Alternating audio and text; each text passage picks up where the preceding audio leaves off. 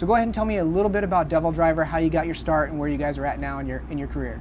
Well, we are putting our 4th record, Pray for Villains, out in July 21st. We've been a band for about 7.5 years. Me and a bunch of the guys in the band all played locally together before DevilDriver, met Dez, and then started DevilDriver, and now we're on our 4th album. So we've just been touring and recording for the past 7.5 years. Cool. On Roadrunner Records, should I say, too. Tell me a bit about the record, tell me about the process. What was kind of inspiring you guys with the new record? Well, just to constantly push ourselves musically, and we have been writing it, or we went into record in January, and we've been writing it for about a year. We usually, like, about 6 months after we put out a record, we start writing songs for the next one, because it just takes a long time, and some bands like to stop and then start writing. We write consistently, just to, you know, constantly be like working on new songs, like redrafting songs. Like, I look at it as kind of like writing like a paper, like in school, like in college or whatever. You have to constantly rewrite stuff to make it better. You can't just initially put something down and then have it be done. And so we're doing that for a year. We recorded it in LA with Logan Mader, who was in a band called Machine Head. Yep.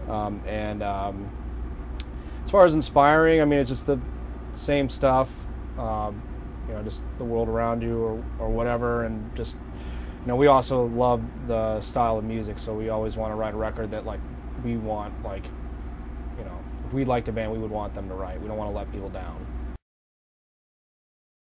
What's the hardest part about being a musician and touring and playing and all that? Probably the inconsistencies with just scheduling and this and that, and you know, downtime versus working versus downtime when you're working. I mean, it's always intense. It's not as glamorous as I would, you know, think an observer from the outside would think. But you know, it's like anything. You just kind of get used to it. So. Yeah. How is the economy affecting you guys as a band, and are you losing tour support, things like that? Is there a difference going on with that? Well, I think in general, I think there's less money to go around in every walk of life. You know, it's like people always look to entertainment to kind of help them out, but it's like now entertainment is suffering. Like, it's hard to make a living doing anything. We're lucky enough, we're not starting off right now. I think the hardest thing is for bands that are starting off, because the industry's changed, obviously, and they're, you know, if you're a new band and you don't have any clout, that you're pretty much at the mercy of, like, what's around you. You don't really have very much bargaining power. Right. So, I mean, as far as, like, encompassing the entire band, or a new band's, like, business itself, you know, like merchandise and touring and publishing and, like, record sales or lack of record sales or whatever, it's pretty much like they want, you know, the band's entire business at this point.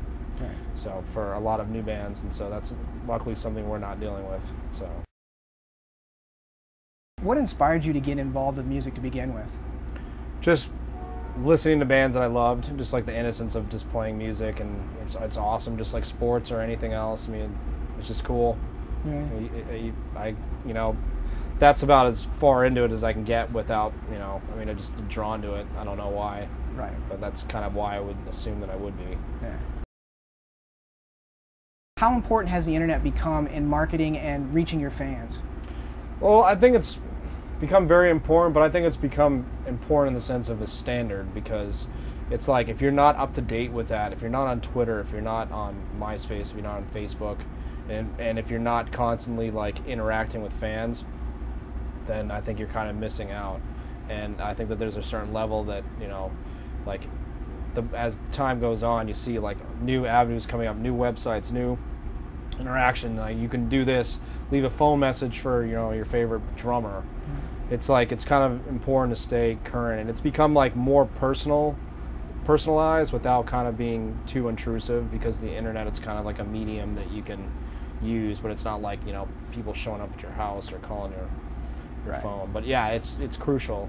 It's, like, really crucial. It's just crucial to get information out, because it's like music, you know, CDs used to be like a physical medium that you buy at a store, and it's like something you can hold on to now, but it's like music is now information that you can be sent over the internet, and it, like, depending on your generation, if you're a kid that like is 13 right now, all you know is downloading.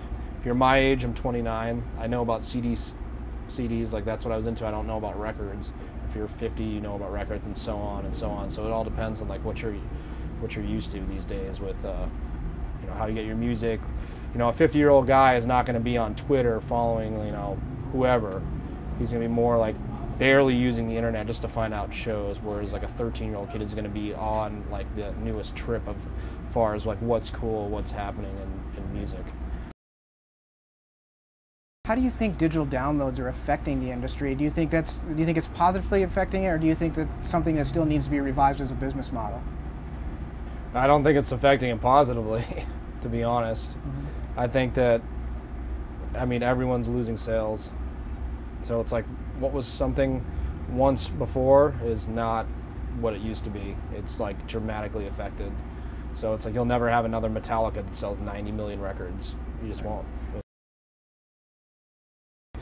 I think they used to like put out an album to like go on tour to like sell the record and like sell merch and like play shows to sell that album to make money. It's like now you just make a record to go on tour to like facilitate touring and as an income earner itself. Like they're giving their records away for free also because they have the capital to be able to invest in either their own recording facilities that they can do it themselves. And it's like when you're talking at different like strata levels of bands, like some bands that are like, you know, like a band like us, we need a record deal to record on. We don't have a studio, you know. Right. If you're a Trent resident, you do. So Right. It's like it all depends on where you lie before all this. So it's like, I mean, as far as affecting it, there's no one right way to do anything. So it's like whatever works for you, you know, and if you do well, congrats. Do you think that your internet helps you reach more of a diverse audience of people, or do you think that people really search out what they're looking for, and that's... I think they search out what they're looking for. Yeah. But I think you become more accessible if your name's thrown out there. You can instantly go and check it out. Right. So. Yeah. Is there anything personally that you'd like to talk about? Is there anything that you think that I missed that you think is important for people to understand about DevilDriver, maybe about you, what you guys are doing? Well, as far as DevilDriver, I mean, I think if you're a metalhead, I think a lot of metalheads are considered like not very intelligent people, and surely that's not the case. And as far as anything about DevilDriver, it's like if you like the band, cool. Like hearing that style of music, great. You know, a lot of my friends who don't necessarily even like metal can get into the band. We won't have any like particular message, but we're just doing what we do as best we can. So.